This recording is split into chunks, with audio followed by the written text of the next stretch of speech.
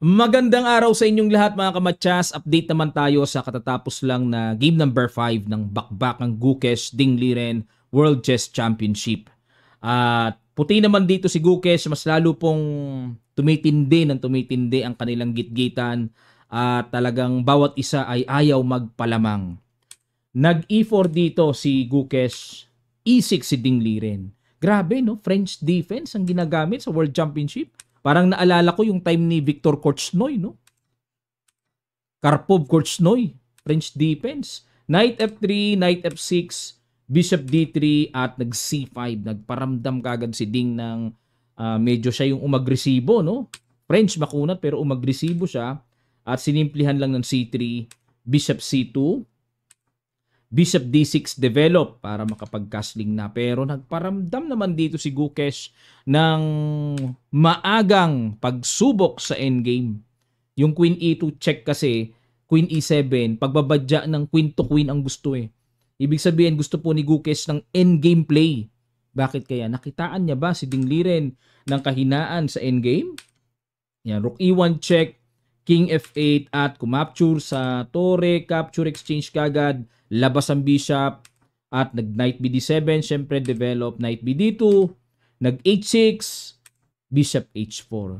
Syempre po dito hindi kinakapture yan. Okay po, no? Sayang ang bishop. Dapat maintain hanggat maaari ang bishop pair. At nag-knight H5 naman dito. Ang plano dito ni Ding pupunta po sa F4 at nag-rook E1, develop with check, King F8 at nag-G4. Ayan, yan ang medyo kakaiba dito. Bago po novelty sa ginawa ni Gukesh. Dahil ang old line ay knight F1 lamang. Maaring magda-knight E3 para atakihin yung D5. Yan ang nangyari before. Pero dito tayo ngayon sa new move.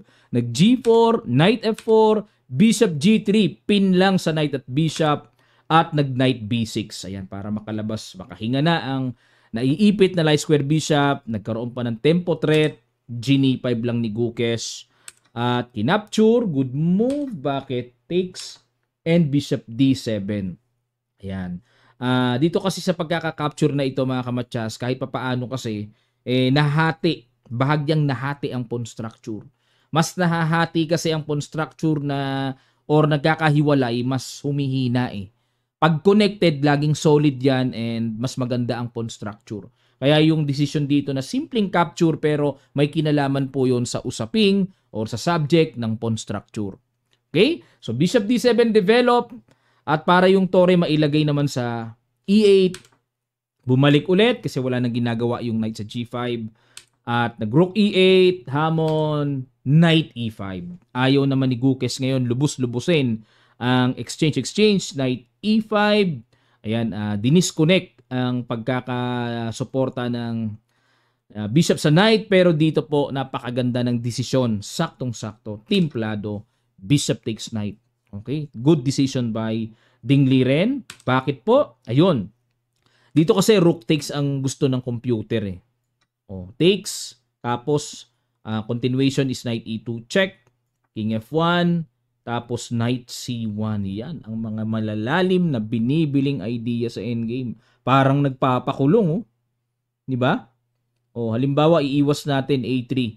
Rook takes E5, bishop takes E5 at magna-knight A4. So mauobliga dito kasi yung pawn 'di ba? Pag kinapture yan, bishop takes A4 pero ang malaking problema ditong hinaharap po ng puti is yung paparating na knight D3 ng black na papaano isasalba yung pawn sa B2 pag knight D3. Kitang-kita po ang patamaan mga kamatsas, no? Iyon, no? Got mabigat. So, yung pala yun. No? Pero balik tayo dito sa D takes E5 at nag-knight D3. Bishop takes D3, C takes D3 at nag-F3 lang. Ayan, para bigyan daan ang hari.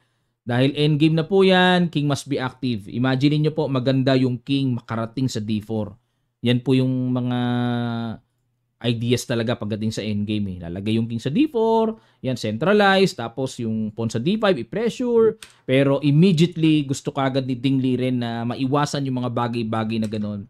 Kinapture, capture, at nag-rook E4, threat sa pawn C4, Nag-bishop C6 lang dito si Ding. Ayun, kumounter na lang siya. Ayaw niyang depensahan, parang nanghinayang ako bigla ah. O pero nag-rook D4. Teka muna, pag nag-rook take C4, talo ka agad mga kamatsas. Pisak pala ka agad. Rook D8 lang. Okay, tamang-tama pala yung bishop C6 na yun. With tempo attack, no? O, pag rook D8, walang aawat na. Rook D4, exchange, sabay D2, D1, wala na. O kaya, mag bishop E1 na lang. Kaso pag dito, capture, one piece down, talo na rin. Yun ang iingatan natin sa mga ganito, mga kamatsas, no? Lagi nating uunawain, huling tira, unawain bakit kaya pinapakain. Yan ba ay kain o pain? Yan. O pero, balik tayo, hindi na isahan si Gukes. Nakita niya, nag-rook D4, inunahan ang rook na makaporma sa D-file, at nag-bishop takes F3, king F2. So lumalabas po dito ay lumamang pa ng isang pawn si Ding Liren. Yan, kinapture na kasi po kung mag-rook D8, masyado nang malapit yung king. Pwede nang sanggahin ng rook D4. Okay, pasok na po sa rule of square. Ayan, sa king and pawn ending na pag-aaral, dapat alam po natin yung tinatawag na rule of square. Ayan, nag-rook D8 at nag-rook D4. Hinamon na, tinanggap naman po ang hamon at nag-bishop D5. Ayun, tempo threat sa pawn at nag-B3, panangga and nag-king E7, king E3 at dito nag-king E6. Ayan, binigay yung pawn. Ano ba mangyayari kung halimbawa mag-bishop to E4? O para wag ibigay yung pawn. Kasi hindi naman pwedeng capturein, walang aawat sa magpo-promote na pawn. Ang gagawin ay halimbawa bishop E1 para kakapturein na yung bishop. Tapos lagay natin sa G6. Halimbawa, magdi-D5. Yun po kasi diferensya pala, no? Oo, magkakaroon ng ganon, no? Pero I believe na parang ano pa rin ito. Equal pa rin ito, mga kamatsas. Yan. Tingnan nyo dito, kahit dito, ibigay pa nga eh. O halimbawa, mag-bishop takes D2 o bishop B1. Ay, oo nga pala. May ganun pala.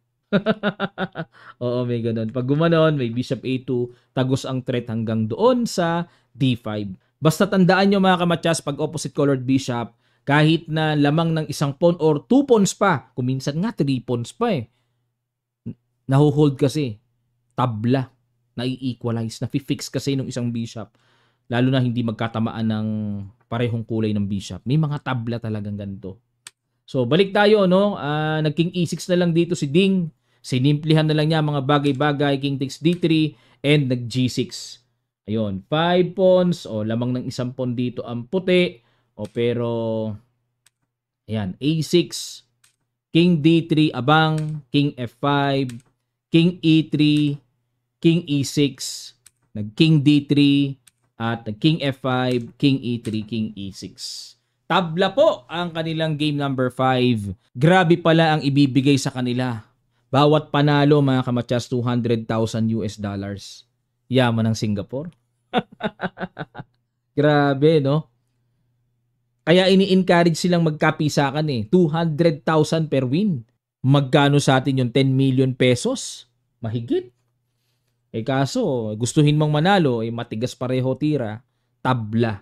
Yan. At magpuputi mamaya sa game number 6, si Ding Liren. Sa palagay nyo po mga kamatsas, magkakapisakan na ba?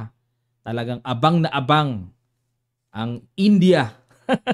Lalo na, no, napaka-active ng Indian fans.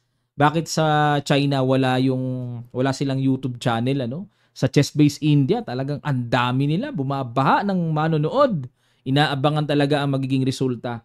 Dito kay Ding Liren, sa bagay, sabi nila, bawal daw po yung YouTube at Facebook dito, nakaban daw sa China wala talagang hahataw na fans, ano? Di ba na lang, lumabas ka ng China, makakapanood ka ng YouTube, ng Facebook, di ba? Nandun pa naman yung mga live yung mga Twitch. Ayan, pero manatili po tayong nakatutok dito sa World Chess Championship. Aabangan natin ang mainit na magiging resulta ng game number 6.